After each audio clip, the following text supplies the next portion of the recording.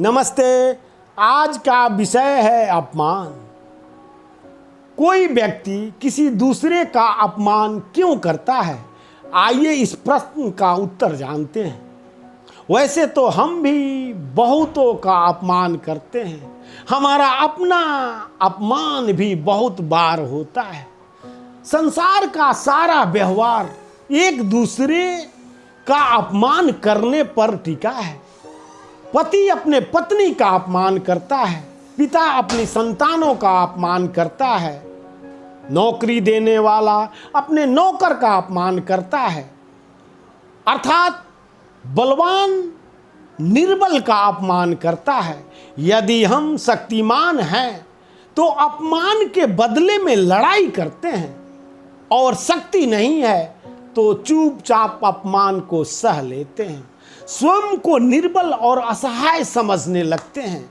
ऐसा समझते हैं कि मानो हमारी आत्मा कुचली गई हो। और अपमान करने वाला व्यक्ति जानते हैं वो क्या सोचता है।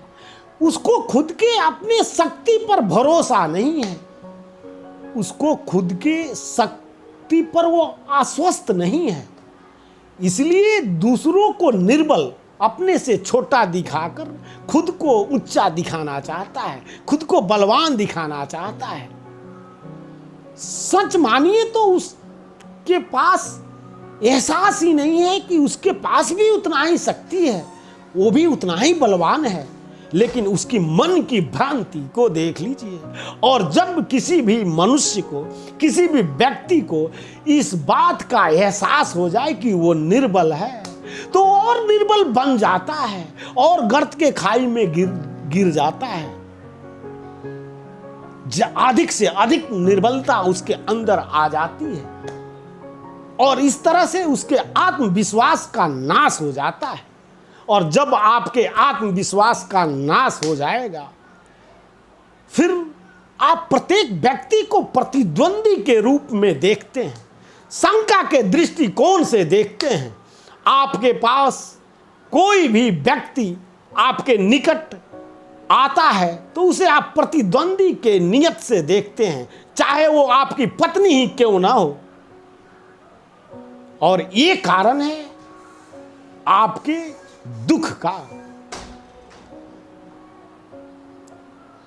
जो व्यक्ति आत्मविश्वास से भरा है वो ना किसी का अपमान करता है, ना किसी के अपमान को सहन करता है। आत्मविश्वास से भरा होने के लिए ये आवश्यक है कि अपने शक्तियों को पहचाने, व्यर्थ की बकवास में ना पड़े।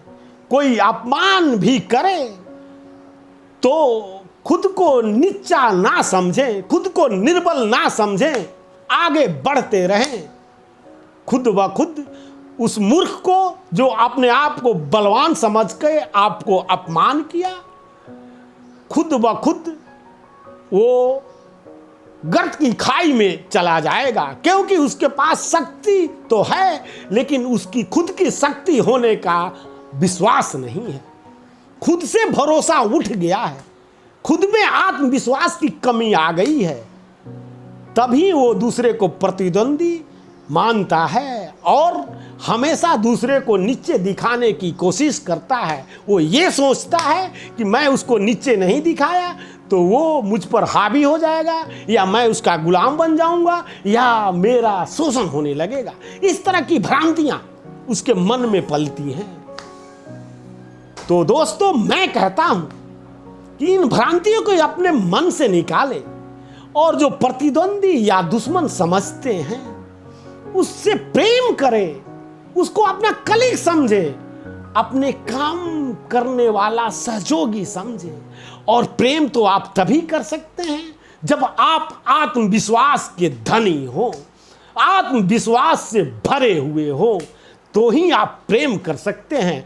और ना ही आप किसी का अपमान करेंगे और ना ही किसी का अपमान बर्दाश्त करेंगे। तो दोस्तों, अपमान कभी भी किसी का मत कीजिए, क्योंकि आपका भी कोई अपमान करता है।